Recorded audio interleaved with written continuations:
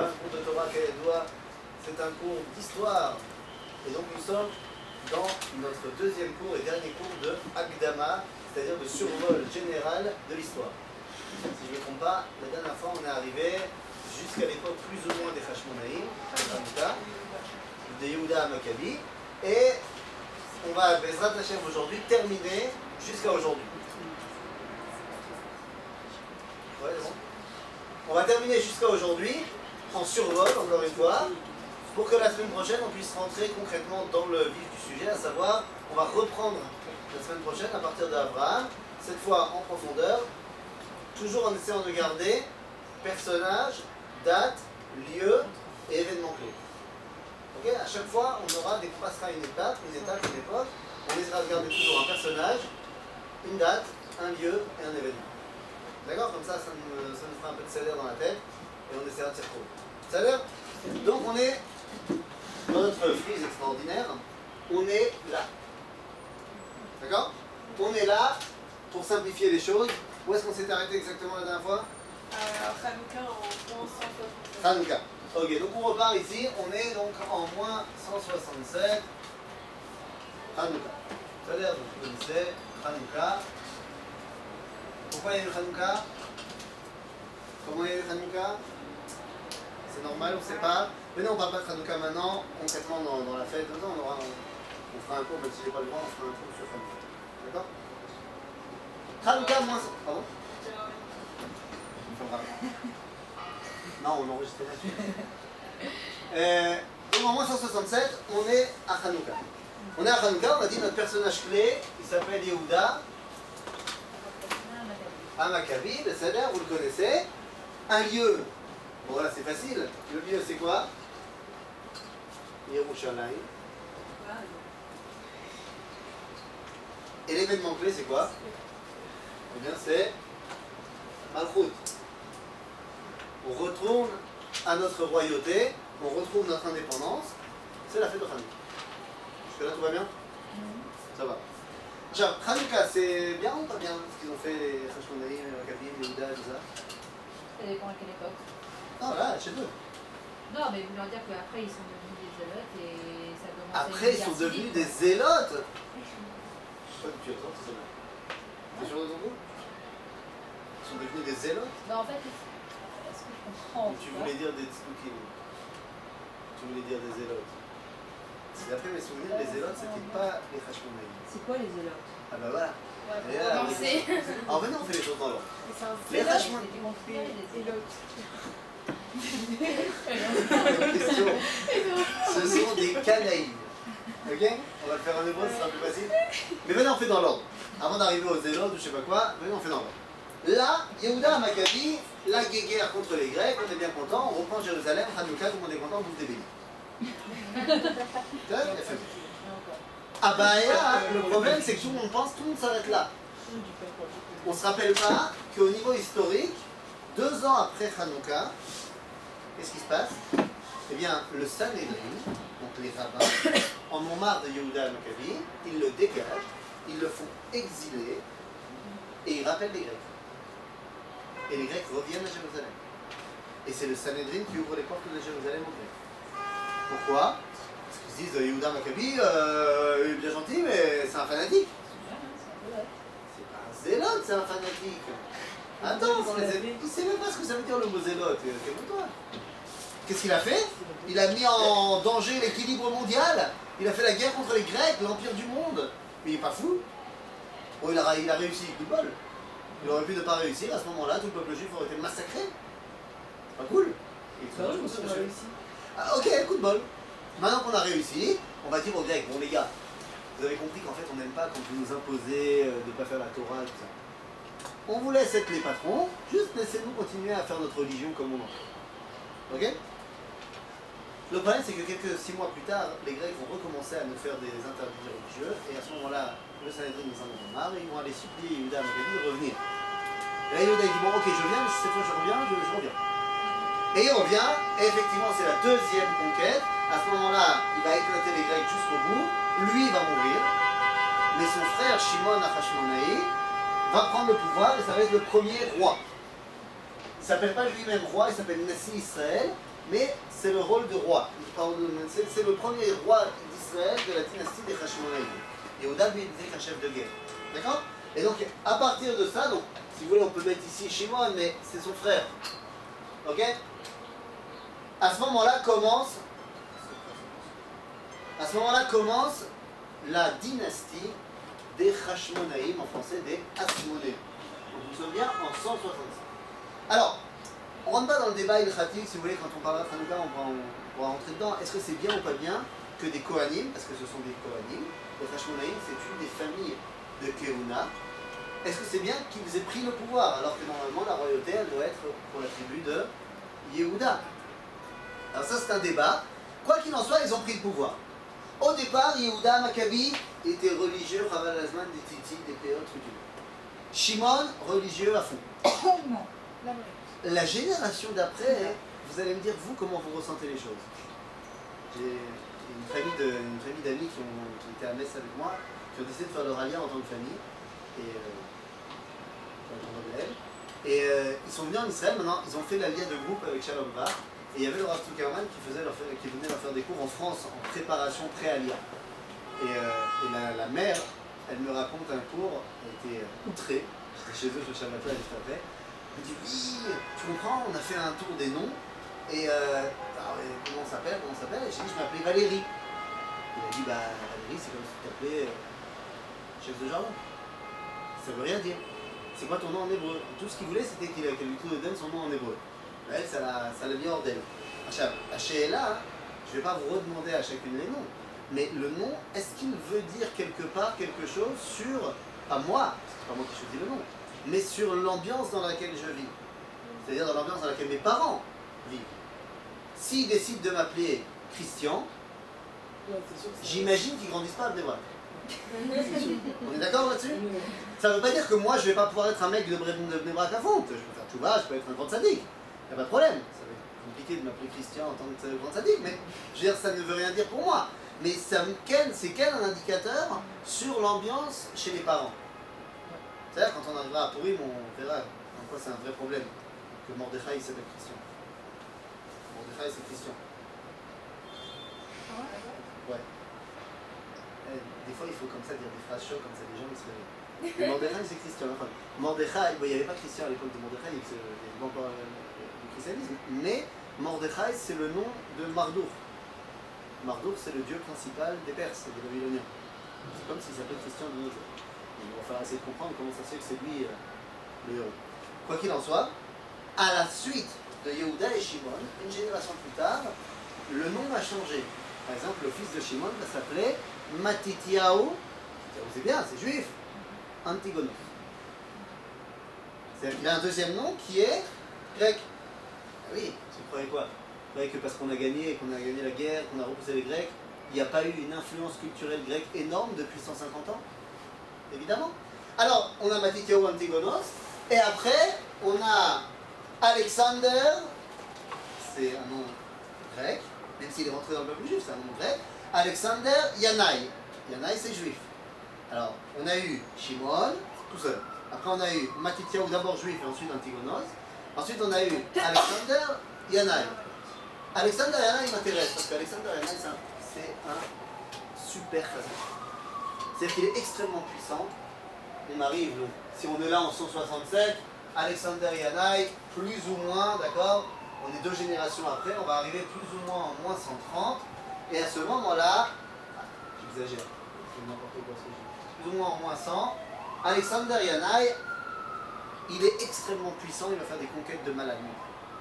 C'est-à-dire qu'il va réussir à conquérir jusqu'au Golan et Kimat presque jusqu'à Eilat. C'est-à-dire il a pratiquement l'état d'Israël actuel, ce qui pour l'époque est énorme, c'est un énorme royaume. Et il va entre parenthèses, et rappelez-vous bien de ce que je vais dire maintenant, parce que ça va être très important pour la suite, il va entre parenthèses, je fais un dessin, un schéma, d'accord?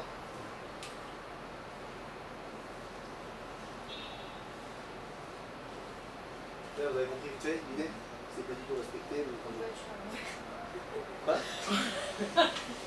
Ouais, je peux pas dire ce que tu veux. Ah oui, c'est une autre, non, c'est pas une autre. C'est des gens d'Israël. Je suis vraiment un mauvais dessin.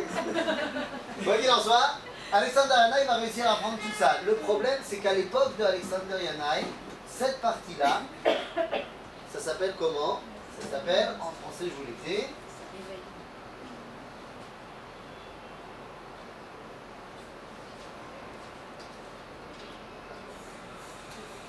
Édoméa. C'est-à-dire c'est le pays de qui? Édom. En vrai, leur pays à Édom, c'est là. Ok? Mais comment ça se fait qu'ils ne sont pas là et qu'ils sont là, alors que là, normalement, c'est Yehuda? Comment ça se fait qu'ils sont là? Bah, juste parce qu'à ce moment-là, venus de cette région-là et de cette région-là, sont venus les Nabatéens, les Bédouins, qui ont éclaté tout sur leur passage, qui ont conquis cette région-là, et donc les Édoméens sont montés. D'accord? Et nous, on est passé où? Nous, on est passé où? Nous, on n'était déjà plus là depuis longtemps. Je sais pourquoi on n'était plus là?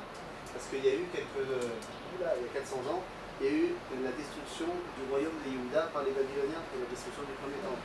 Et la majorité du peuple est partie en exil là-bas, à Babylone. Donc là, c'est vide. Même s'il y en a qui sont revenus plus ou moins dans cette région-là, et dans cette région-là, ici, c'est vide. D'accord? Donc les Édoméens sont venus. Yanai, lui, il vient, il conquit tout. Tout ça redevient Israël. Tov, Yanai is good. Le problème, c'est que qu'est-ce qu'il fait avec les populations? Les Édoméens, par exemple. Non, pas forcément. Tu choisis. Ou tu deviens juif, ou je te tue. Conversion forcée. Achab, est-ce que c'est moutard selon la halakha de convertir comme ça? Badaï chez l'eau. Mais le problème, c'est qu'Alexander Yanai, il n'en a rien à faire de la halakha. Il est ce qu'on appelle sadducéen. Sdouki. Vous allez voir ce que ça veut dire dans quelques minutes. C'est un sadducéen, donc ça veut dire qu'il n'en a rien à faire de ce que disent les rabbins. Ce qui pose problème parce qu'il est marié avec une femme qui s'appelle, alors je remarque ici, on a Yanai. Yanai, il est marié avec une femme qui s'appelle Shlomtzi. Shlom Tzion Amalka, vous avez la rue Shlom Tzion Amalka à Jérusalem. Lui, il est anti-rabbin, elle est fan des rabbins. Et elle, c'est la sœur d'un monsieur qui s'appelle Shimon Ben Shatar. C'est pas des noms que plus tard on essaiera de les retenir, mais là je vous fais un truc de la vie. Shimon Ben Shatar, c'est le chef du Sanhédrin. Donc, vous comprenez que dans le couple, les repas de famille, ça devait être sympa. Lui, il déteste lui, et elle aime lui, mais elle est mariée avec lui, mais elle n'aime pas trop. Voilà. C'est le feu d'amour. J'aurais pas dit mieux.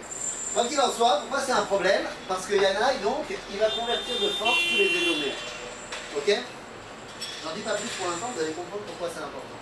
Yanai, il a un gros problème.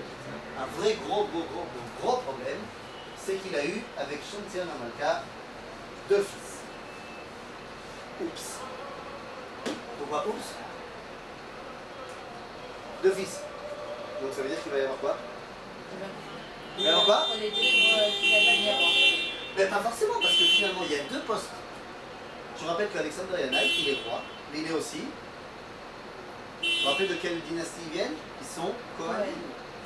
Alexander Yanai, il est Kohen Gadol.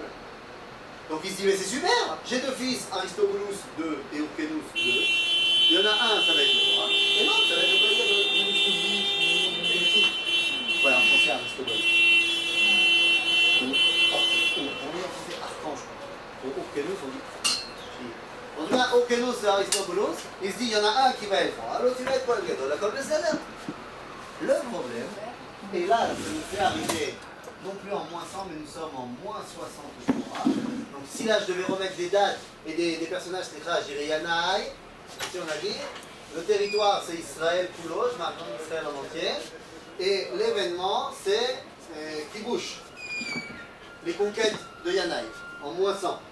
Là, cette date il faut la retenir, elle est très importante, moins 63, il y a un grand problème. Donc on a dit les 2 fils, il y en a un qui a été désigné pour être Kohen Gadol, Hyrcanus, et un qui a désigné pour être roi, Aristobulus. Le problème, c'est que celui qui est roi, il veut aussi être Kohen Gadol. Celui qui est Kohen Gadol, il veut aussi être ça. Ouais, d'accord. Donc ça veut dire que qu'est-ce que je dois faire avec mon frère? Le tuer. Ça me dérange pas. Maintenant, qu'est-ce que je vais faire? parce que j'ai quand même pas me battre contre mon frère, il a une armée, j'ai une armée, on est plus ou moins de même classe. Si on commence à se taper, ça va faire mal. Donc ce serait bien que je trouve un copain qui vienne m'aider. Ça tombe bien, parce que si on dit que ça, c'est le lac de Tibériade et ici c'est la mer Morte, c'est la frontière est d'Israël, à ce moment-là, il y a un monsieur qui habite là. Il habite là, il est stationné ici, c'est the puissant du moment. C'est le mec à qui tout réussit. C'est le mec ultra puissant. En plus, il vient de débarrasser toute la Méditerranée ici des pirates. Il les a éclatés un par un. Il est en train de mener une guerre de psychopathes là-bas à l'est contre les Parthes. C'est un mec, tu lui dis pas non, il s'appelle Pompeius Magnus. En français, Pompée. Vous savez qui c'est Pompée? Ça vous dit quelque chose? Il a fait. Pompée, c'est un des trois qui vont diriger Rome. Vous avez entendu parler de Jules? Ciseaux. Ah ouais, c'est vrai. Celui-là. Jules Ciseaux, le vrai, l'officiel. Hein? Avec le nombre de séries Pat Snowing qu'il y a sur Rome en ce moment, vous devriez savoir ce que c'est que César. Hein? Ouais, César, c'est ça. César, c'est bon. Hein, nos ancêtres Gaulois, Astérix, c'est bon, je maîtrise. Bon, quoi qu'il en soit, Pompée, il est dans cette région-là. César, il n'est pas là, parce que César, pour l'instant, il est chez Astérix. Il est en Gaule. D'accord? On est plus ou moins au même moment. Je vous rappelle que tous les albums d'Astérix commencent en 50 avant Jésus-Christ. Là, on est en moins 63. Donc ça veut dire qu'on est plus ou moins dans la même région temporelle, sauf que César, il est là-bas en Gaule, et à l'est, c'est Pompée. Ils sont tous les deux généraux, extrêmement puissants, ils vont revenir à Rome, devenir consul quand même, ça c'est une autre histoire, ça ne nous intéresse pas Rome pour l'instant. Quoi qu'il en soit, donc Pompée, il est là, il est stationné en Syrie, il est ultra puissant, et les deux rois, enfin les deux frères, ils vont lui envoyer une lettre en lui disant voilà Pompée mon ami, j'ai des petits problèmes avec mon frère, tu voudrais pas venir m'aider s'il te plaît. Maintenant Pompée, il a besoin de tout sauf d'une guerre civile maintenant là où lui il est. Parce qu'il a besoin de Sheket pour aller faire la guerre contre les Parthes. Donc puisqu'il reçoit ces lettres, il dit bon puisqu'on m'invite si gentiment en Judée, je rentre. Je veux que vous preniez bien conscience que Rome n'est pas rentré comme ça, c'est nous qui avons invité Rome à rentrer en Israël. Avec tout ce qu'on sait, ce que ça signifie plus tard. C'est nous qui avons dit à Rome de venir. Il faut voir à quel point on est ouf. C'est quoi, c'était une décision du peuple de renvoyer Yehuda? Oh, Yehuda il est mort depuis longtemps là. Non, mais quand Tu parles de quoi? Non, c'est les deux frères. Là on n'est pas à Yehuda. Yehuda il est Les deux Oui, frères d'accord, pour mais conquérir l'autre, ils font rentrer Rome. Ouais, mais finalement ils l'ont ramené. C'est ça. Ils l'ont ramené, il a fait la guerre, il a instauré la Shoshelet, la dynastie des Hashmonaïm. Ça y est, Ah, ok, c'est en d'accord. place. Ça va commencer avec lui, Shimon, qui est le premier roi. Ok, d'accord. Il a son fils qui va régner après, et Alexander Yana il va régner, il va faire des grandes conquêtes, sauf qu'il a deux fils, Aristobulus et Hyrcanus, et donc... Encore une fois, il rappelle les Et c'est lequel des deux qui Et non, et c'est plus les Grecs. Pompée, c'est plus les Grecs, Pompée, c'est Rome. Ah, c'est vrai. À l'époque de Yehuda, oui, je sais que je suis désolé, c'est une petite salade, mais à l'époque de Yehuda, lorsque la Grèce est encore là, Rome n'en est qu'à ses balbutiements. Ils ne sont pas encore assez forts. C'est-à-dire, il y a 100 ans, Rome n'est pas encore la puissance qu'elle va devenir. Là, maintenant, les Grecs sont encore là. Ils ont été conquis par Rome. Ils existent, mais il n'y a plus d'empire grec. Et Rome est devenue la puissance de la région. D'accord? Et c'est lequel qui va inviter Rome? Les deux. Ah, les deux, Les ils deux. vont prendre le même allié? Ah, mais je me fous les deux. Les deux. Les deux, Aristobulus et Hyrcanus, ils vont inviter Rome. Et donc il se dit, bah, je si gentiment, je viens. C'est que les deux, ils vont faire la même stratégie. Exactement, les deux, ils savent qu'il y a les Romains là-haut. Ils se disent, s'il vient m'aider, je vais gagner. Alors lui, il vient. Pompée, il arrive. Il vient en Israël, Pompée, donc il est là, Pompée. Il arrive en Israël et il va prendre part pour un des deux. Il va prendre part tout de suite pour Hyrcanus. Pas parce qu'il l'aime bien, pas parce qu'il pense que c'est un meilleur roi, mais parce que Hyrcanus, il a un numéro 2. Il a un numéro 2 que Rome aime beaucoup et qui le lui rend bien. Ce numéro 2, il s'appelle Antipatros. En français, Antipater. Pour l'instant, c'est des noms qui vous disent rien, mais vous allez comprendre pourquoi il a le fil conducteur. Antipater, c'est un Édoméen. Vous vous rappelez les Édoméens? Antipater, il a été converti de force à l'époque de Yanaï. Il n'est pas super fan des Juifs. Vous comprenez l'idée? Qu'on vient de lui dire, tout le monde se convertit au judaïsme, sinon je te tue. Vous imaginez que ça ne crée pas un sentiment de pure adoration du peuple juif?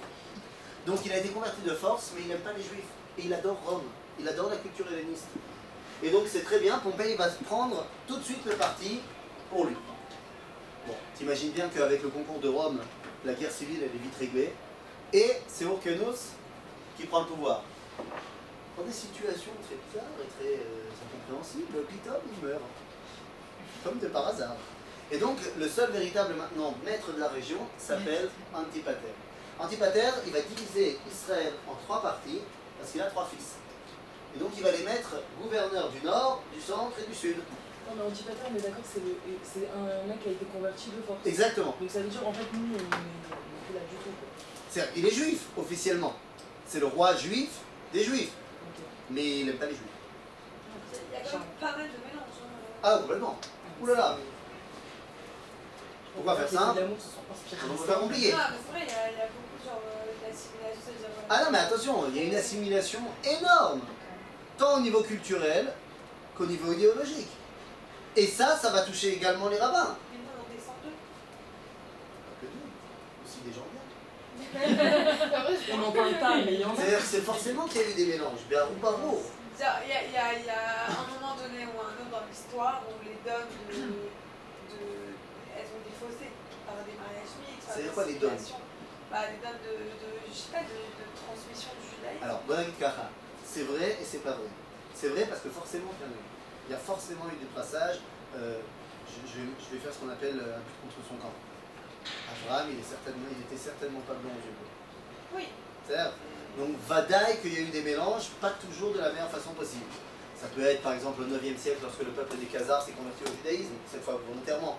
Et donc forcément qu'il y a eu des brassages génétiques qui n'ont rien à voir avec les Mésopotamiens qui étaient Abraham. Il y a aussi que pendant 700 ans de viol instantané, de viol constant, quand les Cosaques et les Européens ils ont violé les Juifs, vadaï qu'il y a un petit truc. C'est-à-dire on est bien content que le judaïsme passe par la mer. Pourquoi? Parce que la mère c'est Chazat, c'est Emet, alors que le père c'est Chazaka. C'est-à-dire qu'il y a plein de femmes qui se faisaient violer. Donc on ne savait pas si le père c'était le mari ou si c'était le violeur. Sauf au chef d'Avar, les blonds, c'est pas Abraham. C'est-à-dire c'est pas de chez nous. Donc tu le vois comme tu veux. C'est-à-dire qu'il y a eu des mélanges. Est-ce que ces mélanges étaient volontaires? Rarement. Rarement et particulièrement à cette époque-là. Parce que c'est vrai que même si les Édoméens ont été convertis de force, à l'époque, tu vis très mal le... Tu as les convertis, c'est les convertis. Même dans la Torah, tu vois que les convertis se marient entre eux. C'est très très rare de voir qu'il y a véritablement un mélange. Donc il y a fort à penser que les Édoméens, bien qu'ils aient été convertis de force, ils ne voulaient pas se mélanger aux Juifs et vice versa. D'accord? Quoi qu'il en soit, notre Antipater, donc il va diviser 1, 2, 3 parce qu'il a 3 fils. Un au nord, un au centre, un au sud. Comme de par hasard, dans des circonstances complètement fortuites et imaginaires, Antipater va mourir. Et puis quelques temps plus tard, le mec du sud il va mourir aussi. Et puis plus tard, le mec du centre va mourir aussi, comme de par hasard, dans des circonstances les plus loufoques que soient-elles. Et il ne reste plus que le mec du nord. Ce mec du nord qui était pour l'instant gouverneur du nord, qui a commencé à faire ses classes militaires sous Yanaï, sous Alexander Yanaï, donc c'est un soldat. Vous le connaissez parce qu'il s'appelle Hérode. C'est Hérode? Le roi Hérode? Ok? Maintenant vous commencez à comprendre, Hérode c'est un Édoméen, ça. Hérode, là je suis vraiment désolé de la salade, ne vous en faites pas, quand on reviendra sur cette période, ça sera beaucoup plus clair, il y aura des cartes, il y aura des trucs, ça sera beaucoup plus simple. Là je vais vite. Hérode, c'est bien gentil, mais Hérode il n'est pas con. Le lire, il n'est pas du tout bête. Et donc il sait gouverner. Bon, il vient de tuer tout le monde pour pouvoir gouverner, mais il sait qu'il a un gros problème politique. Il doit être fort. Pour être fort, il doit avoir l'appui total de qui? De Rome. À ce moment-là, c'est Rome. Donc qu'est-ce qu'il fait? Eh ben il va à Rome. Il va à Rome. Pour l'instant, il a juste annihilé ses opposants, mais il a besoin que Rome le déclare comme roi des Juifs. Donc il va à Rome, et il veut se faire élire roi des Juifs. Le problème, c'est qu'avec qui on parle à Rome en ce moment? Et parce que lui, notre ami Pompée, a pu. Parce que lorsqu'il est revenu à Rome avec Jules César et qu'ils ont formé le triumvirat, bah Jules, il a dit non, c'est moi. Et il a tué Pompée. Et puis Jules, bah, il s'est fait tuer sur les marches du Sénat par Brutus. Ballot. Bah, le problème, c'est que Brutus, c'est un politicien, c'est pas un mec qui est fort. Donc Brutus, il n'a pas réussi à prendre le pouvoir. Donc après, qui a pris le pouvoir à Rome? Eh bien, c'était le général de César, à savoir Marcus Antonius, Marc-Antoine. Ok? Alors, Marc-Antoine, il vous suffit de regarder la télé, hein, c'est ça la télé. Non, non, mais ça fait 1 heure qu'elle sort des noms que c'est pas possible. Tu regardes la télé? Regarde, la série Rome, il y a une série Rome qui est sortie il y a une dizaine d'années, qui raconte très bien toute cette histoire-là. Faut pas la regarder parce qu'elle n'est pas du tout seulement. Marc-Antoine, c'est lui qui devient le taulier. C'est lui le chef de Rome, c'est un général. Ce qui veut dire que ce qui l'intéresse, c'est l'argent et la puissance. Lorsqu'Hérode vient le voir, il lui dit, regarde, tu fais de moi le roi des Juifs, je paye. Il dit, ok, je te dis bravo. Il lui donne des pleins pouvoirs. Hérode, il va même lui faire construire une forteresse à son nom, la Antonia, au nord du Beth Amikdash. Ça, tout va bien. Il y a un petit problème. C'est que Hérode, c'est le nouveau copain de Marc-Antoine. C'est Marc-Antoine, comment te dire, hein, c'est la caméra. Disons que Marc-Antoine a des velléités conjugales avec une certaine demoiselle. Certaines demoiselles qui d'ailleurs s'était déjà envoyée en l'air avec notre ami Jules. C'est Cléo, la femme, Cléopâtre. Ah, tout de suite, là tu vois, c'était. Mais là, il était amoureux. Très bien. Hein? Ils étaient amoureux. Ah, ils étaient amoureux, c'est mignon, peut-être. En tout cas, le fait est que notre ami Cléopâtre. Ah, elle aime Marc-Antoine. Marc-Antoine, elle l'aimait. Vraiment. Enfin, elle l'a laissé quand même se suicider tout seul. Hein, quand même. Ouais, mais là, non, c'est limite quand même. C'est ça, hein, finalement. Bon, quoi qu'il en soit, notre ami Cléopâtre, et là, ça rentre dans un micmac terrible. Parce que Cléopâtre, elle habite où? C'est-à-dire là. Et qu'est-ce qu'elle veut, elle? Elle veut plus de territoire, plus de puissance. Et notre Hérode, il habite où? Il habite là. Ce qui veut dire qu'ils vont être en constant conflit. Et ils vont tout le temps se gratter un petit peu, et Marc-Antoine, il est au milieu. Mais Cléopâtre, elle a toujours été Roma. Elle avait toujours été d'Égypte, Cléopâtre. Cléopâtre, c'est la reine d'Égypte. C'est pas vite fait. Mais elle va, oui, bah, il lui dit à un moment. Ah, il lui dit, t'as des origines grecques quand même. C'est ça qu'il lui dit? C'est Nachon. Mais c'est quoi ces origines grecques? C'est le cours de la semaine dernière, donc je reviens pas. Les origines grecques, c'est-à-dire que tu te rappelles qu'Alexandre le Grand, il avait 4 généraux. Un, il était le général d'Alexandrie, qui s'appelle Ptolémée. Elle vient des Ptolémées. D'accord? Donc, elle est helléniste, elle n'est pas grecque. Elle n'a jamais mis les pieds en Grèce. Elle est helléniste, mais elle est égyptienne. D'accord? Donc, notre ami Cléopâtre et Hérode, ils ne s'aiment pas du tout. Et Marc-Antoine, il est au milieu, parce que d'un côté, peut-être qu'il l'aime, mais il a besoin d'un allié puissant au niveau politique. Et donc, balagan. Balagan, mais en problème, c'est qu'en ce moment à Rome, c'est encore plus le balagan. Parce qu'il y a un mec qui était là-bas, qui se cachait. Pas Astérix. Non, Astérix, ça n'a pas existé pour nous. Désolé.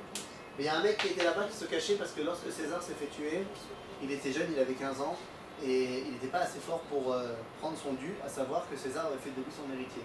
Donc, il a attendu 3 ans, puissant, avec une armée, il revient, shalom, shalom, je reviens, je m'appelle Octave. Et je vais faire la guerre avec Marc-Antoine. Et le problème, c'est qu'à ce moment-là, Antoine, qu'est-ce qu'il fait? Ben, il appelle ses copains. Alors, il dit à Hérode, tu viens? On fait la guerre en Égypte. Et là, Hérode, il se dit, attends, cette guerre, elle m'a pas l'air gagnée d'avance. Je me demande qui va gagner. Ce serait quand même idiot que je prenne le pas pour Antoine et qu'en fait, c'est Octave qui gagne. Bon, en même temps, si je prends le côté de Octave et c'est Antoine qui gagne, c'est ballot aussi. Qu'est-ce qu'il fait? Il renvoie à Antoine, il lui dit, j'arrive, je viens. Seulement, il vient lentement, mais très lentement, et il va arriver 3 jours après la défaite de Antoine. Et donc, lorsqu'il arrive, notre ami Octave, il est devenu Auguste Ier, c'est devenu l'empereur de Rome, il n'y a plus personne qui le dérange, Cléopâtre, elle est morte, il a tué tout le monde, tout va bien, et donc il n'a absolument plus aucun opposant, il est ultra puissant. Et là, il rencontre Hérode. Hérode, il lui dit, regarde, je ne vais pas te la jouer à l'envers, tout le monde sait que j'étais copain avec Antoine. Mais maintenant, c'est toi le boss, je me prosterne devant toi. Et ça, il va kiffer. Il va kiffer, ce qui fait qu'il va donner à Hérode les pleins pouvoirs. À tel point qu'il va exempter Eretz Yehuda des missiles, des impôts qui sont dus, et pire que ça, il y a une garnison romaine qui est à Jérusalem, Normalement, dans tous les autres pays où il y a des garnisons romaines, c'est le pays qui doit financer la garnison. Ici, non. Hérode a les pleins pouvoirs dans la région, il n'y a plus personne pour l'embêter, et comme c'est plus le micmac, j'enlève tout ça, parce que maintenant c'est très clair, on a un chef qui est soutenu à 100% par Rome, il s'appelle Hérode. Mais d'où il sort Augustin de quel pays? Auguste, c'était... C'est on quoi, rentre dans le délire de Rome. Auguste, c'était le fils de la maîtresse de César. Ok, non, pas de la maîtresse de César, c'est ça. C'était le fils de la cousine de César. Ok, je ne sais plus comment elle s'appelle, des Julie, un prénom bizarre. Et c'était son fils que César, comme il n'avait pas d'enfant, il en a fait son héritier, parce qu'il le kiffait. Ok, il le kiffait, ça veut dire il le kiffait. C'est-à-dire, bon, c'est Rome. Et finalement, donc, quand il se fait tuer, il comprend que là, il va se faire tuer lui aussi. S'il dit que c'est l'héritier de César, donc il part le temps de devenir fort, et il revient avec son armée et tout ça. Ok? Top. Maintenant, c'est très clair. Donc là, on n'est plus en moins 63, c'est plus complet. Maintenant, on est sous l'époque de Hérode. Ok? Je vais prendre une date au hasard. Dans l'époque de Hérode, Hérode il va régner entre moins 37 et moins 4. Prenons une date facile à retenir, on va dire qu'on est en moins 20. En moins 20, ça va être plus ou moins l'époque où Hérode va commencer à faire ses énormes travaux à Jérusalem, par exemple. Il va reconstruire le Beth Amikdash, il va l'embellir, il va faire un truc de dingue, à tel point que les rabbins vont dire que celui qui n'a pas vu le temple d'Hérode n'a pas vu une belle construction de sa vie. Et Dieu sait qu'il n'aimait pas les rabbins, et que les rabbins n'aimaient pas. Quand Hérode il prend le pouvoir, la première chose qu'il fait, c'est de rassembler le Sanhédrin et d'en tuer la moitié. Comme ça, l'autre moitié sait que c'est vaut mieux pas être contre lui. C'est-à-dire qu'on parle de quelqu'un qui est extrêmement violent, mais qui va régner et qui va, Besopho, chef d'Avar, même s'il est parano à fond, même ces trucs, quand on reviendra sur les événements, on parlera de lui en particulier, mais au final, pour les Juifs qui habitent en Israël, c'est une période plus ou moins tranquille. Alors, il y a une influence romaine grandissante, il n'est pas fan de la Torah, c'est le qu'on puisse dire. D'un côté, il construit le Beth Amikdash et il en fait quelque chose d'énorme, et d'un autre côté, il construit des temples d'idolâtrie un peu partout. Le Kotel qu'on a, c'est Le Kotel qu'on a, c'est Hérode. Et le Kotel qu'on a, c'est pas le Beth Amikdash. D'accord? Le Kotel qu'on a, c'est pas un vestige du Beth Amikdash. C'est, regarde, le Beth Amikdash, il est construit sur une montagne qui s'appelle le mont Moria. D'accord? La montagne a cette forme-là comme une montagne. À l'époque de Salomon, on a construit un petit Beth Amikdash tranquillou, détruit par les Babyloniens. À l'époque de Ezra et Nehemia, on construit un petit Beth Amikdash tranquillou. À l'époque des Hashmonaïm, on a grandi un petit peu le Beth Amikdash tranquillou, mais bon, on ne peut pas aller plus loin, c'est une montagne. Hérode, il arrive, et lui, il veut faire des grandes choses. Parce qu'il est parano, et parce qu'il est mégalo, il veut que son nom soit associé à des grandes constructions, donc il veut construire un gros truc, mais il ne peut pas, parce qu'il y a la montagne. Alors de deux choses l'une, soit je casse la montagne ici, comme ça j'aurai de la place, c'est quand même très compliqué de casser une montagne, donc ce que je fais, c'est que je vais construire des gros murs qui entourent la montagne. 1, 2, 3 et 4. Ok? Une fois que j'ai construit ces gros murs, je vais pouvoir les remplir de tout ce que je trouve, de salles, de poussière, de terre, de galeries, tout ce que tu veux. Et donc ça me crée une grosse esplanade maintenant. Je peux casser ce qu'il y avait ici avant et construire ici un gros Beth Amikdash. Le Kotel, c'est un de ces murs. Ok? Le Kotel à Ma'aravi, c'est le mur occidental de ces 4 murs-là. D'ailleurs, donc c'était pas un vestige du Beth Amikdash, c'est pas non plus le dernier, puisque les 4 des 3 autres existent encore aujourd'hui. Les 4 murs de Hérode existent aujourd'hui. Alors pourquoi on prie au Kotel? Parce que tout simplement, c'est l'endroit où on nous a laissé prier pendant 2 générations. Les goyim ne nous ont pas laissé approcher d'autres endroits. Mais on pourrait prier des autres côtés alors. Mais tu peux aller visiter si tu vas au Davidson. Si tu vas au Kotel Akatan, c'est aussi le Kotel. C'est le même mur. C'est le même Kotel à Maravi. Par contre, si tu vas à Davidson, au musée Davidson, les fouilles de Davidson, quand tu descends vers la vieille ville, tu as tout un truc, bah là-bas tu peux aller au côté sud. Et là-bas. Le côté nord et le côté est, tu peux pas y accéder parce que c'est des maisons. C'est-à-dire que le mur du côté sert au mur des maisons. Donc tu peux pas, il n'y a pas d'esplanade où tu peux arriver et prier. Ok? Les gens chez eux, ils maison du côté. Ouais, enfin c'est des arabes. C'est facile, ouais, C'est-à-dire, quoi qu'il en soit, donc ça c'est pour l'histoire du Kotel, ça c'est l'époque de Hérode. Hérode va mourir, et une fois qu'Hérode va mourir, ben les Romains ils n'ont plus tellement confiance, d'autant plus qu'il y a des tendances de révolte de la part des derniers des Hashmonaïm. Et donc les Romains ne sont pas très contents, et à ce moment-là, ils vont mettre en place des Netzivim, les procurateurs de Judée. C'est-à-dire que maintenant, c'est plus un roi juif. Maintenant, celui qui gère, c'est qui? C'est Rome. Procurateur. Le plus connu des procurateurs de Judée, il s'appelle Pontius Pilatus. En français, Ponce Pilate. Il est connu pourquoi? Parce que c'est lui qui a l'autre. Ah ouais. Ok, c'est lui. C'est lui le procurateur qui va crucifier Jésus. D'accord? Donc il est connu. C'est plus ou moins les procurateurs de Judée entre moins 33, entre 33 et 70. D'accord? Après les procurateurs de Judée, je passe sur les détails de tous les trucs, on reviendra là-dessus, je répète. Arrive l'an 70, et l'an 70 en fait n'arrive pas comme ça. Arrive en vérité l'an 66. Et on va retenir cette date-là. L'an 66 est pour nous une date très importante. Parce qu'en l'an 66, les Juifs en ont marre. Ils en ont marre parce que les procurateurs sont de plus en plus méchants, de plus en plus corrompus, de plus en plus violents avec le peuple juif, et de plus en plus anti-juifs. Et ils font pression, pression, pression, à tel point qu'on en a marre, et en l'an 66, eh bien on décide de sortir en guerre, en Mered. Bon, il faut Avec quelqu'un... qui? Pardon? Mais c'est qui nous gère? On est sous contrôle romain. Ouais, voilà. Et on décide de partir en guerre contre les Romains, comme Yehuda Maccabi l'avait fait à l'époque. On veut dégager les Romains. Ok? On ne rentre pas maintenant sur le détail, sur est-ce que c'était intelligent ou pas, est-ce qu'il y avait une chance de réussir ou pas. Qui est le général qui est nommé pour être le général en chef des armées du Nord? Celui qui va être le premier bastion qui va se battre contre les Romains. Eh bien c'est quelqu'un qui connaît très bien Rome, qui a été faire Sciences Po là-bas, qui est super puissant et qui est aussi un grand ami de Raphaël, puisque c'est aussi un Cohen qui a servi au Beth Amikdash, et d'après ses mémoires, il raconte que lorsqu'il avait 15 ans, c'était lui qui enseignait les lois de Touma Vetahara aux autres Kohanim. C'était pas un petit joueur. Vous le connaissez sous le nom de... Je marque en français.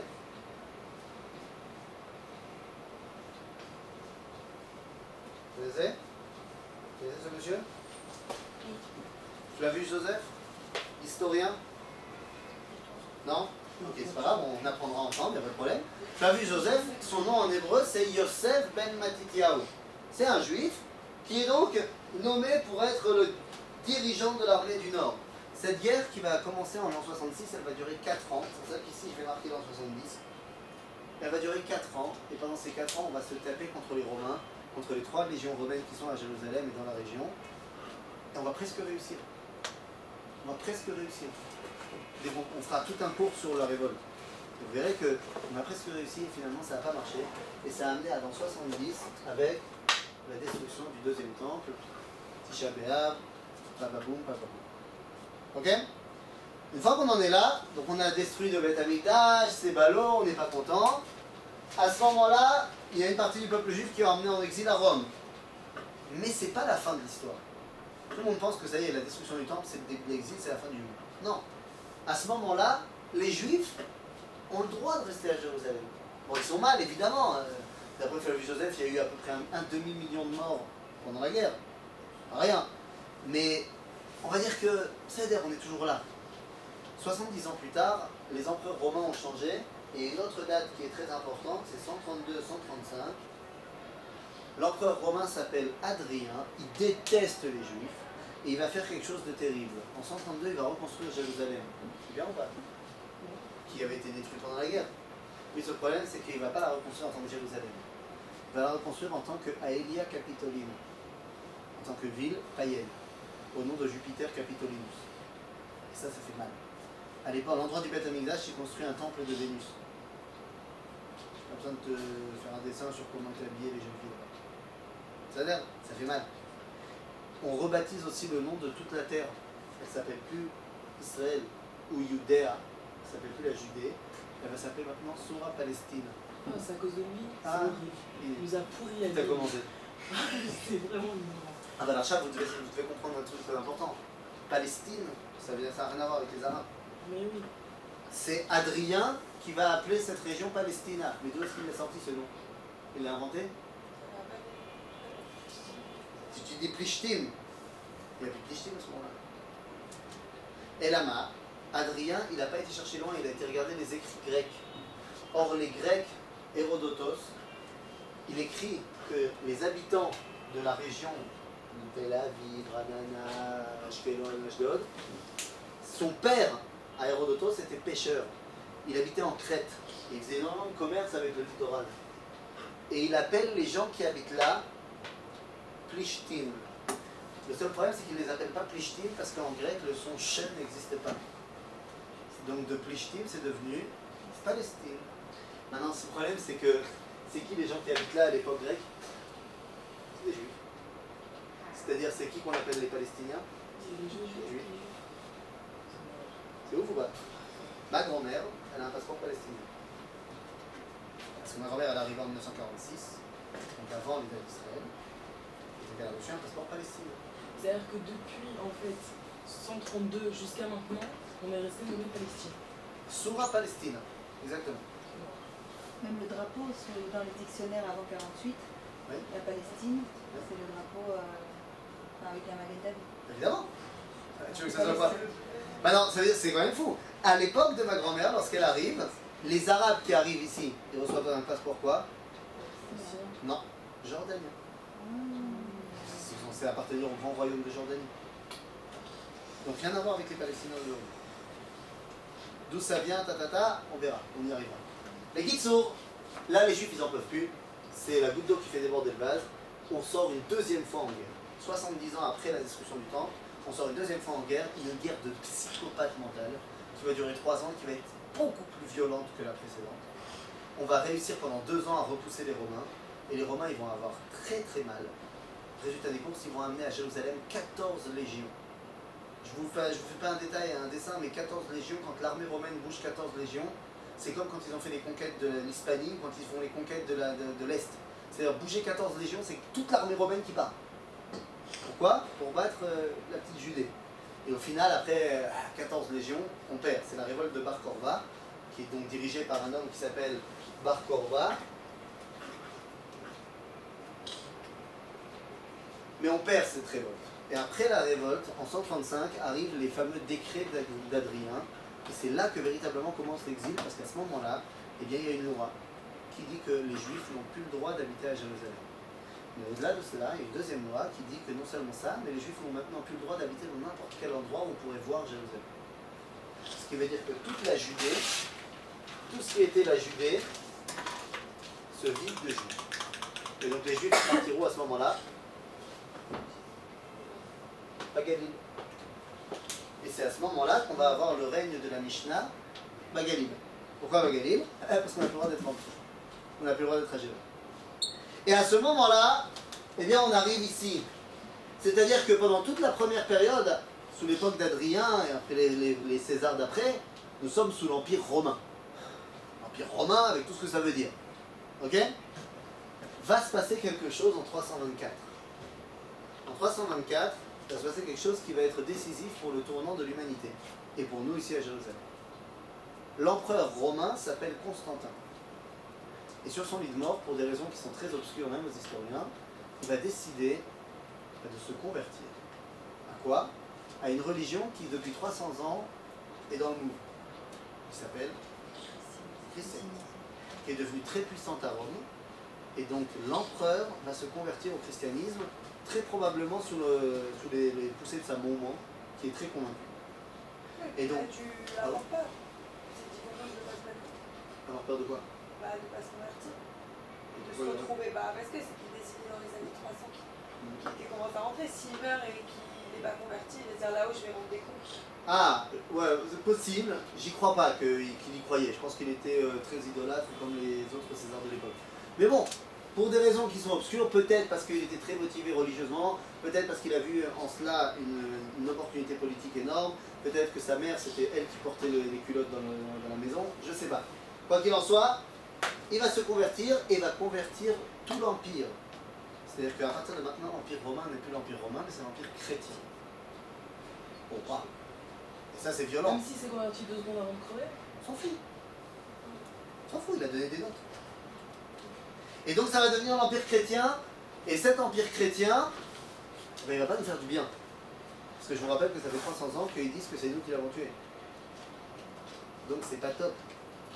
Ok? C'est à ce moment-là que les bases de l'Église vont se poser, mais on n'est pas là pour faire un cours de théologie chrétienne, donc on va passer sur ce sujet-là. Après Constantin, il y a un tout petit épisode qui aurait pu être très drôle, mais qui n'a pas duré. Il y a l'empereur Julien.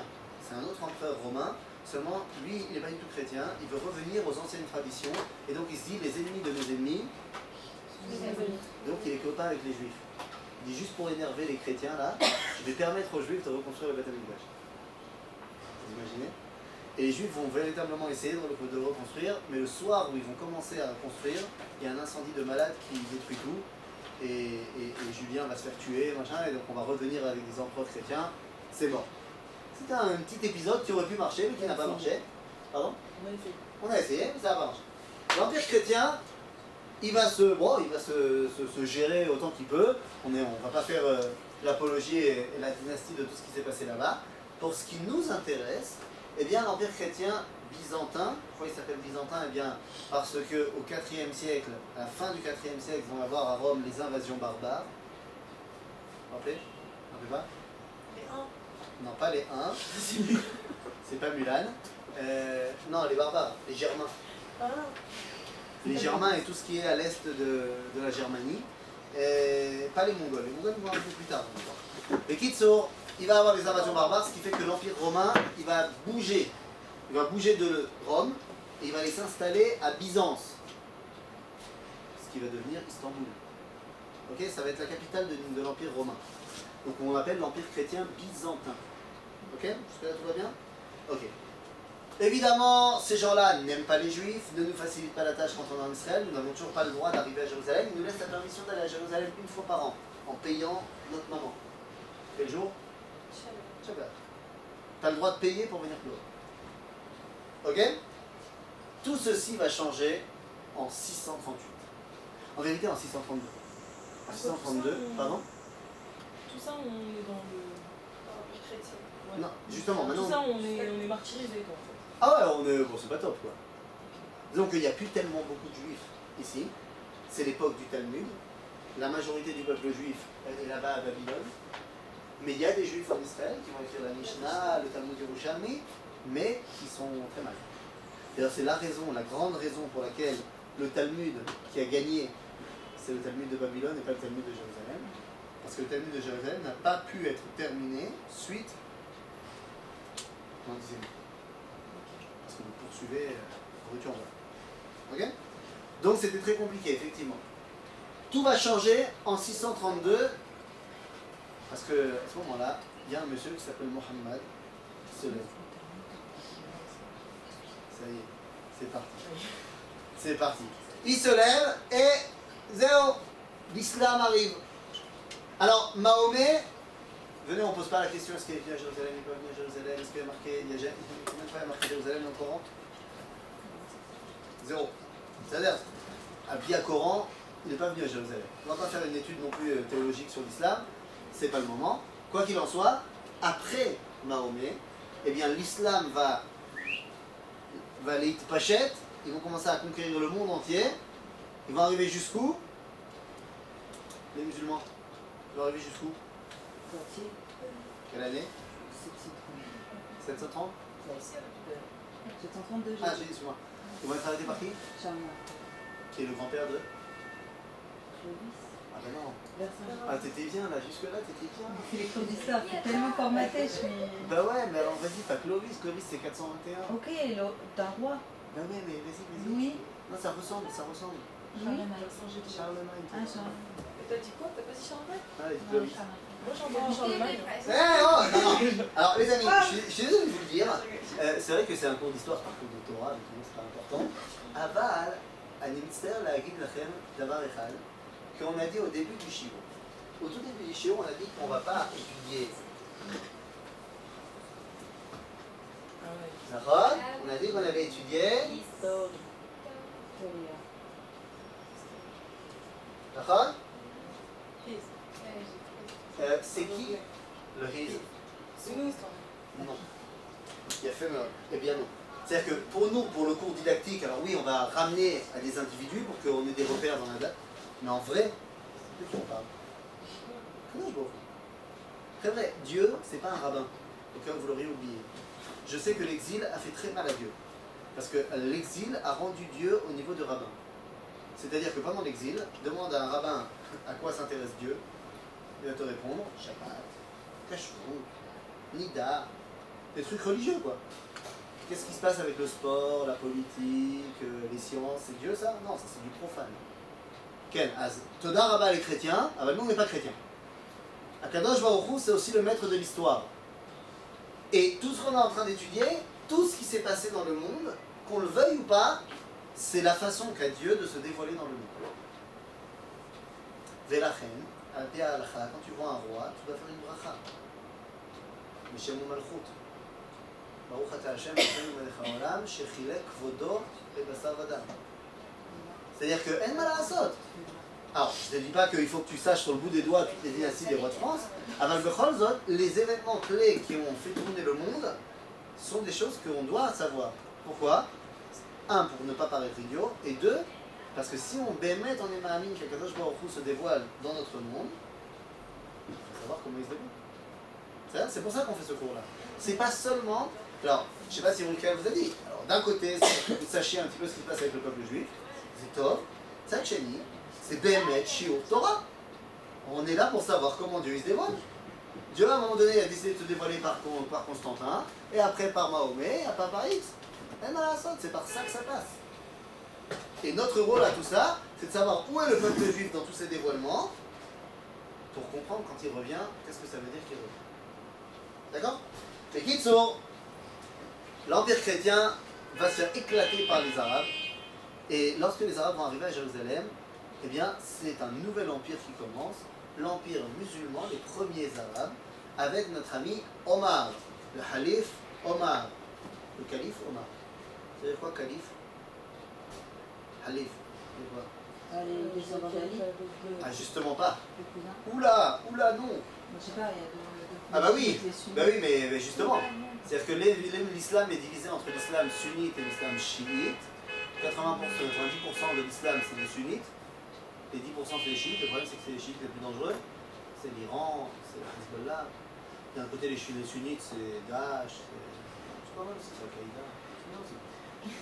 Et, ok, mais sur quoi c'est la marloquette? Justement sur ça. Les chiites disent que Ali, c'est lui qui est le successeur de Mahomet. C'est qui Ali?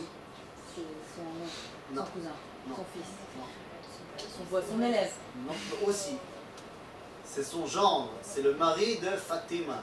Et Fatima, c'est la fille de Mahomet. Ok? Maintenant, eux disent que Ali, c'est lui qui est le successeur.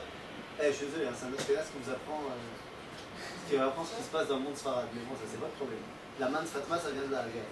Hein, que dans toutes les bonnes maisons juives, la main avec le katabaï, très vrai, ça vient de Fatima. Hein, ah oui, parce que là, chez eux, ils ont les 2 pouces et nous, on a que 1 pouce. Mais ça va.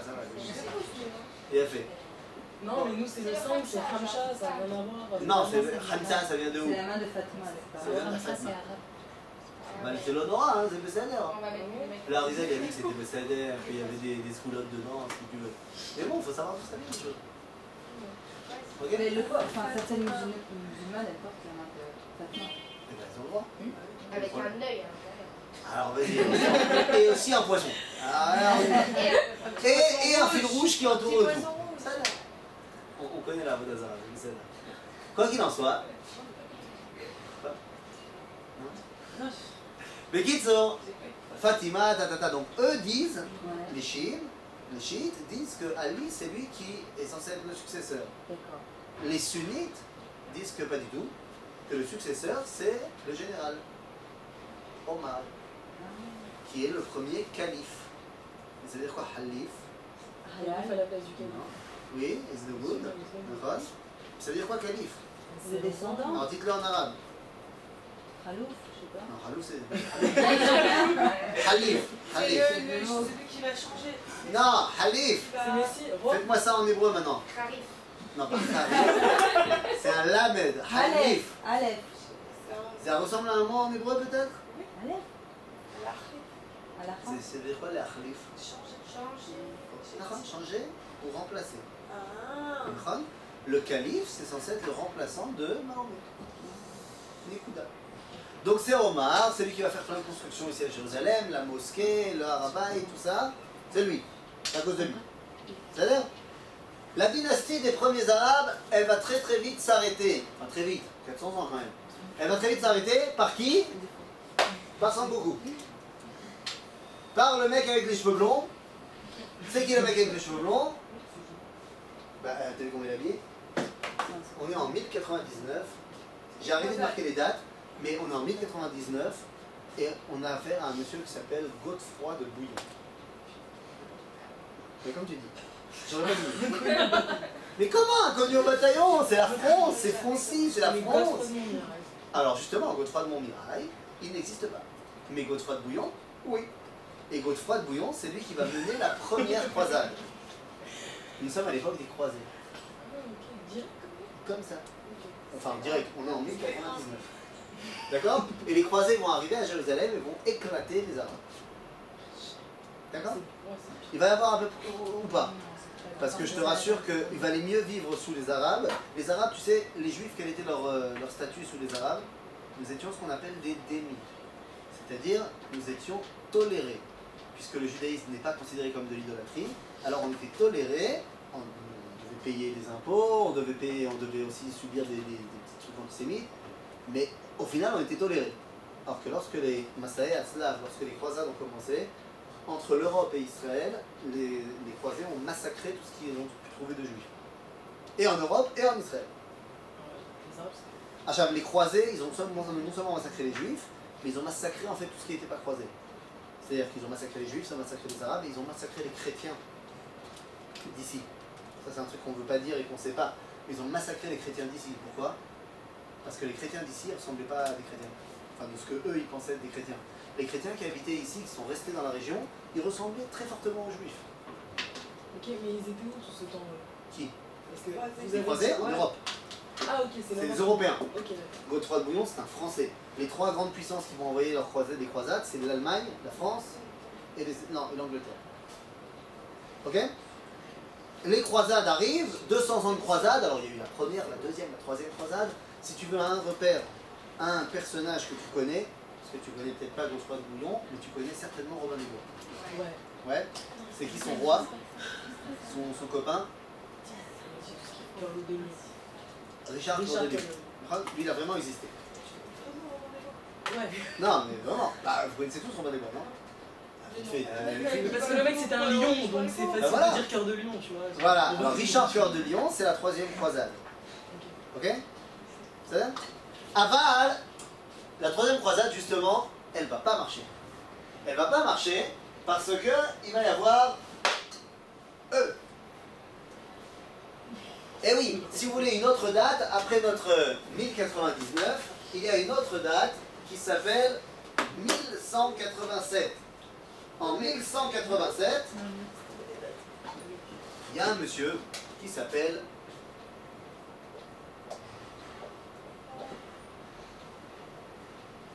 Saladin. En hébreu, Salahadin. Saladin, c'est le chef des nouveaux arabes et il va éclater les croisés. Ok? Il va éclater les croisés et il va surtout s'entourer d'une puissance guerrière extrêmement forte. Cette puissance guerrière extrêmement forte s'appelle les Mamelouks. Non, ces Mamelouks, ce n'est pas des Arabes, c'est des Turcs. C'est des Turcs qui ont été pris en esclavage par les Arabes et qui, ça marche comme ça, chaque enfant doit servir pendant 20 ans en tant que soldat pour le sultan. Et une fois qu'il aura terminé ses 20 années, s'il n'est pas mort, il est libre et il devient musulman. À un moment donné, après Saladin, les Mamelouks se disent, attendez, si c'est nous les combattants et puissants, il n'y a pas de raison qu'on travaille pour quelqu'un. Venez, on prend le pouvoir. Et ils vont prendre le pouvoir. Ils vont prendre le pouvoir et c'est pour ça que ça va donner à peu près 200 ans d'empire mamelouk. On ne va pas beaucoup s'attarder sur cette période-là parce qu'ils n'ont pas laissé grand-chose. Les Mamelouks étaient plus des destructeurs que des constructeurs. Baïbars, leur plus grand roi, c'était un mec qui a tout détruit sur son passage. On ne va pas vraiment s'attarder sur la conquête mongole d'Eretz Israël. C'est des trucs Nekoudatim qui ne vont pas nous intéresser. À ce moment-là, de toute façon, pendant toute cette période-là, le peuple juif, il est dans une situation catastrophique. C'est le grand n'importe quoi. Alors, les croisés, c'est 1099. 1099, c'est les croisades. Ok? 100 1187, c'est Saladin qui bat les croisés. D'accord? Et 1291, c'est la prise de pouvoir des Mamelouks. À ce moment-là, tu la tournes dans tous les sens, le peuple juif, il part en freestyle. On est mal. Quand on reviendra à chaque fois sur chaque épisode, on dira justement qui est le dirigeant du peuple juif, où il se trouve, comment ça marche. Là, c'est une vue d'ensemble. Les Mamelouks, ils vont se métamorphoser, assez doucement et assez tranquillement d'ailleurs, en ce qu'on va appeler le Nargile, l'Empire ottoman. C'est-à-dire qu'ils vont se sédentariser avec comme capitale Istanbul, et à ce moment-là, ça devient l'Empire ottoman. Agave, entre parenthèses, c'est à ce moment-là que Jérusalem devient important pour l'islam. Jusqu'à présent, Jérusalem n'est pas du tout importante pour l'islam. Non seulement elle n'est pas mentionnée dans le Coran, en plus Jérusalem n'est pas du tout on va dire embellie ou nettoyée par les musulmans quand ils gèrent. Pas du tout. Jérusalem n'est pas importante. À tel point que Omar, lorsqu'il va conquérir la ville, vous savez combien de pages il va écrire sur la conquête de Jérusalem? Pas une ligne. Alors que la conquête de Hébron, il consacre un chapitre. Jérusalem, pas une ligne. Mieux que ça, où est-ce qu'on se tourne pour prier chez les musulmans? Vers la Mecque. C'est vers la Mecque. Ce qui veut dire que qu'est-ce qui pointe vers Jérusalem? S'ils se tournent vers... Vous savez comment ils prient les musulmans? Leurs pieds. Pas vraiment leurs pieds, tu vois ce que je veux dire. Leur arrière. C'est pas la plus grande marque de respect qu'il puisse y avoir pour Jérusalem. D'accord? Alors comment ça se fait qu'aujourd'hui on parle que Jérusalem c'est la troisième ville sainte de l'islam? Eh bien, comme vous savez, un des 5 piliers de l'islam c'est le Hajj. Non, le Hajj. Le Hajj c'est quoi? C'est le fait qu'un musulman il doit aller à la Mecque. 2 fois par an, il y a la fête, il faut partir à la Mecque. Maintenant, quand vous avez le pèlerinage, quand vous avez votre capitale dans la péninsule arabique, aller à la Mecque c'est très facile. C'est aucun problème. Quand la capitale elle est à Bagdad, c'est pas très compliqué non plus. Mais quand vous êtes Mamelouk et que votre capitale elle est à Istanbul, aller à la Mecque, c'est super loin. Et c'est pas du tout bien pour le royaume qu'à un moment donné, tout le peuple parte aussi loin du royaume. Et donc, ils vont se dire, il faut trouver un remplaçant à la Mecque. On va prendre une ville qui est connue pour sa relation spirituelle et qui va remplacer la Mecque. À ce moment-là, ils disent Jérusalem, ça tombe bien, les juifs, les chrétiens, ils aiment ça. Jérusalem, il y a déjà une mosquée, tout va bien. Et à partir de ce moment-là, nous sommes au XIIIe siècle, et les Mamelouks disent que tout musulman qui va faire son pèlerinage à Jérusalem, c'est comme s'il avait été à la Mecque. Et à partir de ce moment-là, Jérusalem devient importante dans l'islam, pour des raisons économiques. Ok? Ça c'est un détail. Quoi qu'il en soit, les Ottomans vont continuer à gérer jusqu'en 1000. Ils vont commencer officiellement en 1517 et ils vont terminer dans une date très connue, 1917. Là, on se rapproche, on y est. Mais à clair. 1917, qu'est-ce qui se passe à ce moment-là dans le monde? C'est là fait. C'est la Première Guerre mondiale, exactement. Et qu'est-ce qui se passe en Israël? Il y a l'Empire ottoman. L'Empire ottoman qui va se prendre une raclée par les Anglais. Exactement, le général Allenby arrive ici et il va conquérir Israël. Comment? On va voir. Quand on reviendra, on verra comment le général Allenby a réussi à conquérir, passer par Beersheba, par Gaza, machin, comment il a fait.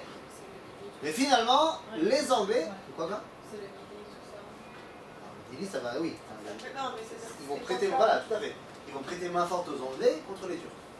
D'accord? Allenby, c'est un Britannique. C'est le général de Sa Majesté. Il va remplacer le général Archibald Berry qui va rater complètement son débarquement ici en Israël.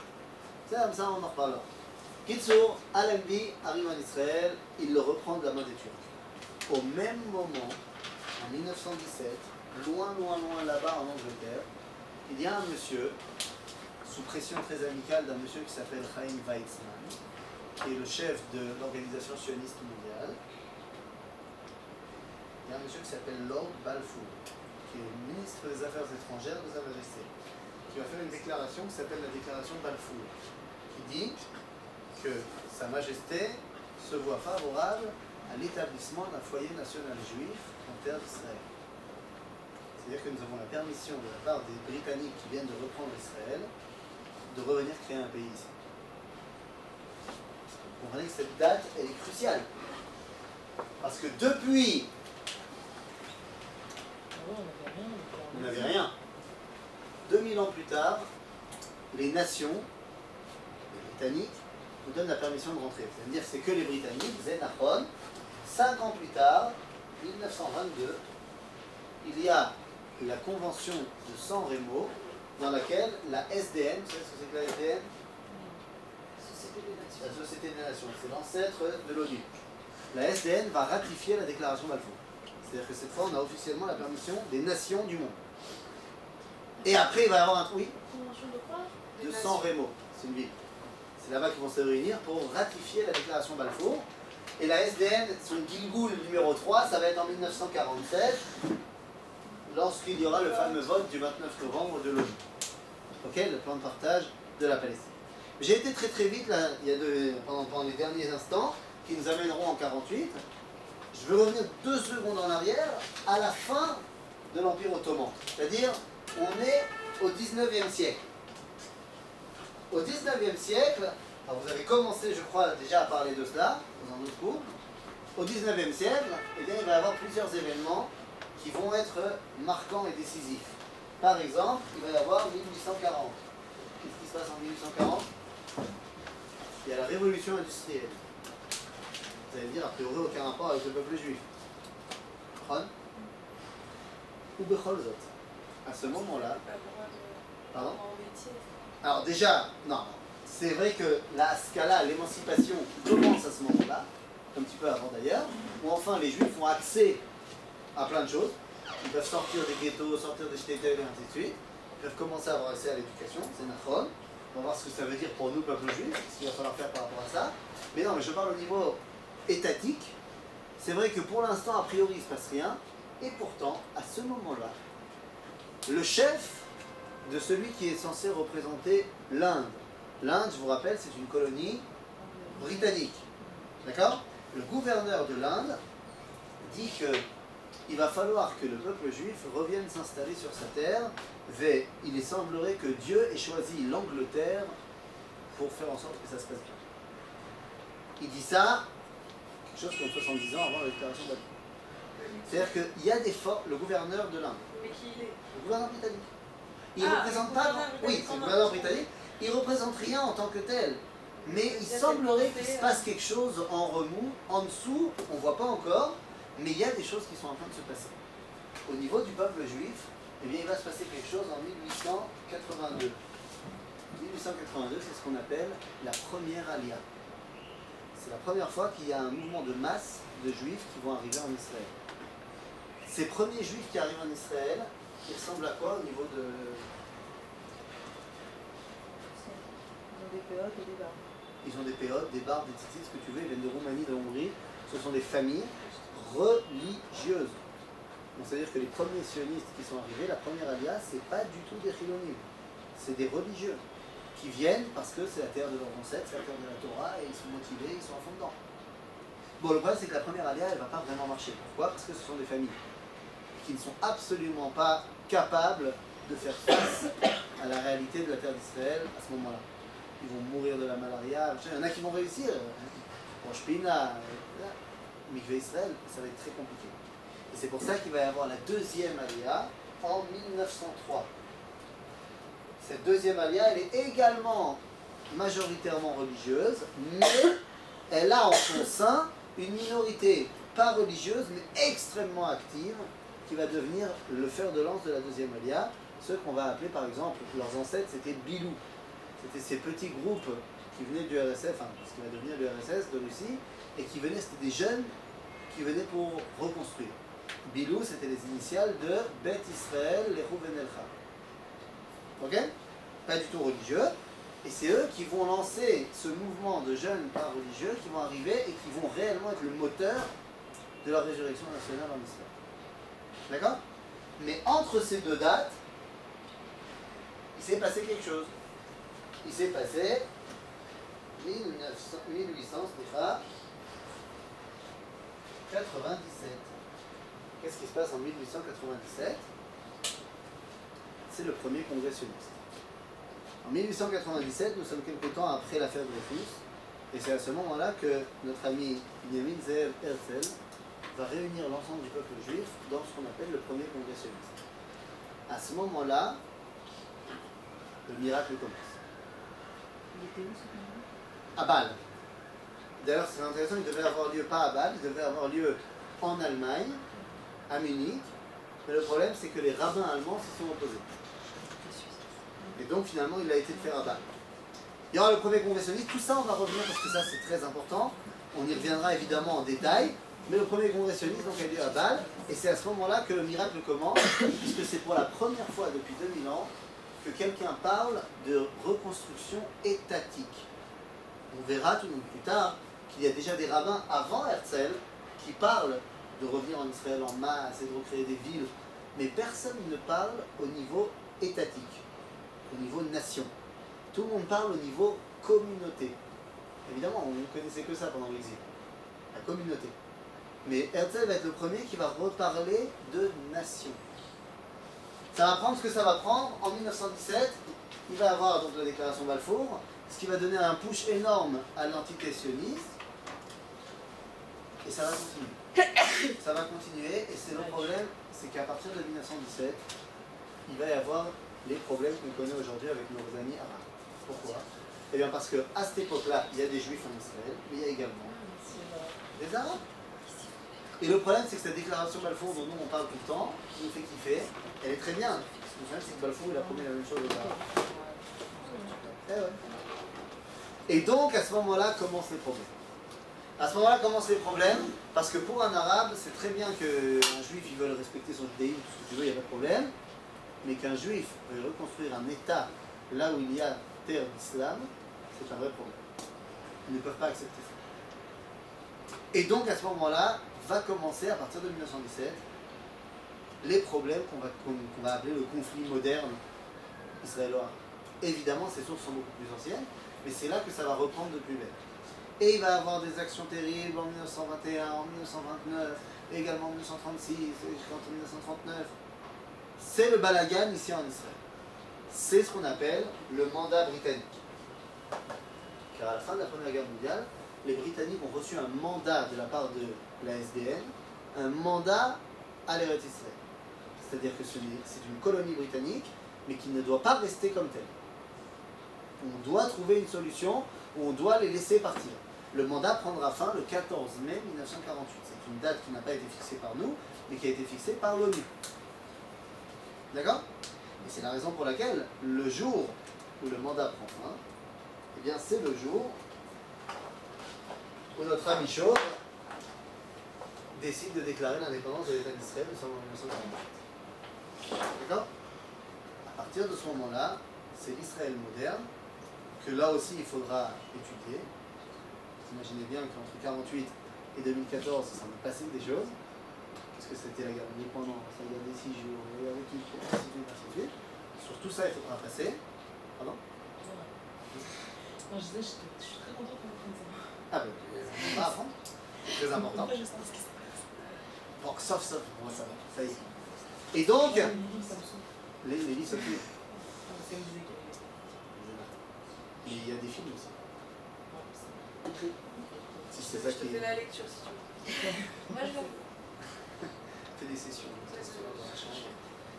Mais Kitsour, et donc tout ça pour nous amener à notre résurrection nationale en 1948, le 5 Iyar 1948, le 14 mai. Maintenant, vous comprenez que là, on vient de passer, en 1h30, on vient de passer sur 2000 ans d'histoire. Avec l'heure et demie de la semaine dernière, on a passé en fait 4000 ans d'histoire. 4000 ans d'histoire en 3 heures. Vite fait, bien fait, mais pas du tout clair. On a eu un tour d'ensemble. Il va falloir maintenant qu'on rentre concrètement dans ce qui se passe. Évidemment, chaque cours ne pourra pas être un cours d'histoire réelle. Vous n'allez pas devenir des historiennes à la fin de ce cours. C'est-à-dire que mon objectif n'est absolument pas que vous sachiez exactement tout ce qui s'est passé, qui, que, quoi, comment. Il y a beaucoup trop de détails que je ne vais pas pouvoir donner et que je ne veux pas donner. Donc l'objectif de ce cours, je le rappelle, à partir de la semaine prochaine, va être très simple. Il est de se créer une frise chronologique dans notre tête, qu'on sache qui est avant qui et comment ça se passe, Et à chaque fois, à chaque cours, on aura un personnage clé. On citera d'autres personnages dans le cours, mais il y aura un personnage clé.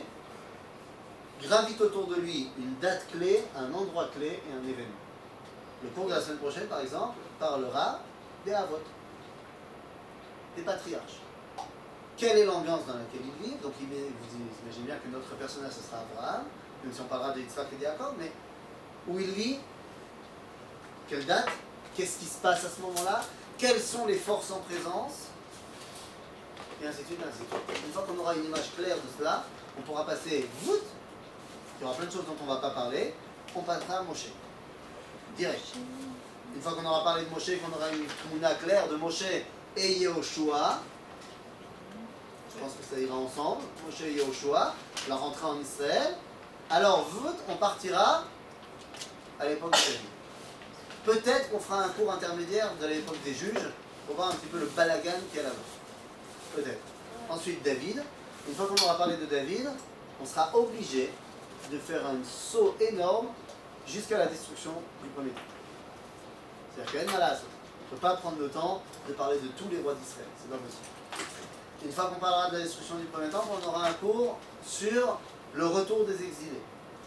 L'histoire de Pourim, qu'est-ce qui se passe, qui contre qui. Ensuite, le début du deuxième temple jusqu'à Hanouka. Une fois qu'on aura terminé de parler de Hanouka, alors on parlera de Rome qui rentre en Israël, la destruction du temple et le départ en exil. Une fois qu'on sera arrivé au départ à l'exil de Rome, alors notre étude ce sera toujours sur deux plans. Il y aura ce qui se passe en Israël et ce qui se passe dans le monde juif, dans le monde. On sera obligé, parce que ça sera toujours de pair. Donc qu'est-ce qui se passe là, qu'est-ce qui se passe là, qui est le chef là, qui est le chef là, comment ça marche. Mais attention, à un moment donné, on arrivera au 19e siècle, au 20e siècle, comme un roman. Ça marche? C'est clair? Oui, merci. Ça marche. Merci. Merci.